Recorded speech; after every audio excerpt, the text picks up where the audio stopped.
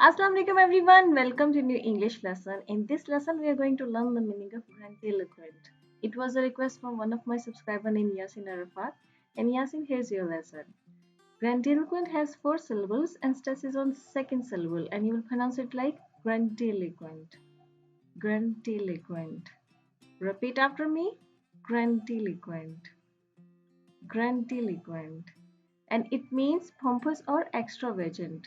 अगर कोई इंसान जो है वो ऐसी ज़ुबान इस्तेमाल करने लग जाए जो बहुत ही फॉर्मल किस्म की हो, बहुत ही लिटरेरी किस्म की हो, हमारी जो आम रूटीन ज़ुबान में जिस तरह के जो आम अल्फाज होते हैं, ये जो आम जुमले होते हैं, इन आम जुमलों और आम अल्फाज की बजाय अगर वो बहुत ही फॉर्मल किस्म के जुमले और बहुत ही फॉर्मल किस्म के अल्फाज जो है, बड़े लिटरेरी जुमले, बड़े लिटरेरी किस्म के जो अल्फाज हैं, वो अल्फाज इस्तेमाल करना लग जाएं, तो उसकी ऐसी लैंग्वेज को हम एक ग्रैंडिलिक्वेंट लैंग्वेज बोलेंगे और उसके इस बिहेवियर को हम एक ग्रैंडिलिक्वेंट बिहेवियर बोलेंगे।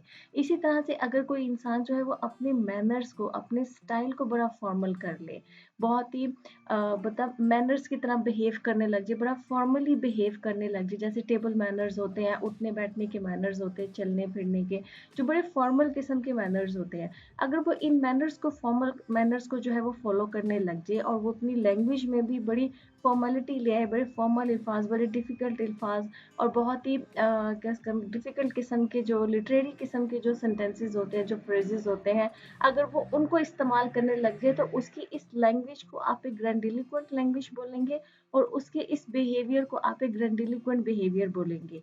और कोई इंसान जो इस तरह से कर रहा होता है, एक्चुअल में उसका जो मकसद होता है वो दूसरों को या तो इम्प्रेस करना चाह रहा होता है या वो ये साबित करना चाह रहा होता है कि मैं दूसरों से बहुत ही बेहतर हूँ, दूसरे ज़रा मेरे से कमतर है, मैं बहुत ही मैनर्स में अच्छा हूँ, मैं ज़ुबान में अच्छा हूँ, मैं स्टाइल में अच्छा हूँ, ठीक है?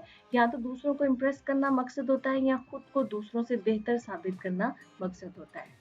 Let's see some examples. Our first example is his grandiloquent speech failed to impress the audience. कि उसने जो बड़ी grandiloquent किस्म की स्पीच दी, बड़ी फॉर्मल और बड़ी लिटरेरी किस्म की, जिसमें उसने बड़े फॉर्मल किस्म के अल्फाज इस्तेमाल किए, बड़े लिटरेरी किस्म के सेंटेंसेस इस्तेमाल किए, लेकिन इतनी grandiloquent स्पीच देने के बावजूद वो ऑडियंस को इम्प्रेस करने में फेल हो गया, ठीक है? Our second example is after getting famous, she started showing grandiloquent manners. ये फेमस होने के बाद, मशहूर होने के बाद उसने जो है बड़े फॉर्मल किस्म के जो मैनर्स हैं, बड़े ग्रैंडिलोक्वेंट किस्म के जो मैनर्स हैं, वो शो करना शुरू कर दिए। Our third example is to impress his peers, he often uses grandiloquent words. कि अपने peers को, peers बोलते हैं साथी, अपने साथियों को इम्प्रेस करने के लिए वो अक्सर जो है बड़े ग्रैंडिलोक्वेंट किस्म के जो अल्फाज हैं उनका इस्तेमाल करता है, बड़े फॉर्मल किस्म के, बड़े ही लिटरेरी किस्म के जो अल्फाज हैं उनका वो इस्तेमाल करता है। Okay, friends, our lesson has come to the end. I hope it was useful for you. If you want to know any other word, do let me know in comment section below. I'll make a lesson for you. Do like, comment, and share this video. Subscribe to my channel. I'll see you next lesson. Allah Hafiz.